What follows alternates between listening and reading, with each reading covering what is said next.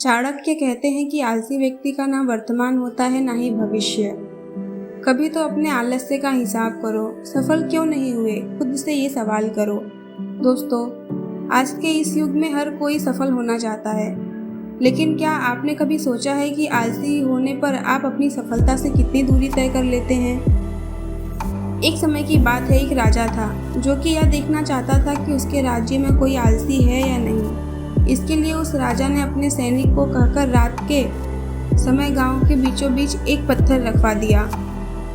उसके बाद वहां राजा छुपकर देखने लगा कि कोई व्यक्ति जरा भी हिम्मत करके इस पत्थर को हटाता है या फिर नहीं। राजा वहां बहुत देर तक खड़ा था, लेकिन किसी ने भी पत्थर हटाने की कोशिश नहीं की। उस राज्य के कुछ धनी व्यापारी और दरबारी भी उस पत्थर के पास से होकर गुजरे, लेकिन उन्होंने भी उस पत्थर को हटाने की कोशिश नहीं की।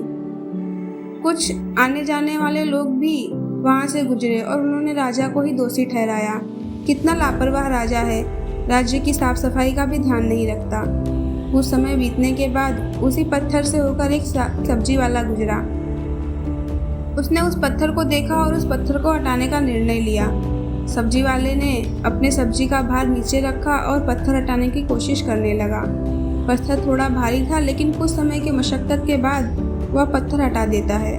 पत्थर हटाने पर उसे पत्थर के नीचे एक पोटली मिलती है, जिसमें कई सारे सोने के सिक्के और राजा के द्वारा लिखी एक चिट्ठी थी, जिसमें यह लिखा था कि यह पोटली उसकी है जिसने रास्ते से पत्थर हटाया है। सब्जी वाला समझ चुका था कि यह उसके मेहनत का फल है, लेकिन बाकियों को यह पोटली इसलिए नहीं मिली क्योंकि वह आलसी थे और जरा भी कष्ट नहीं करना चाहते थे।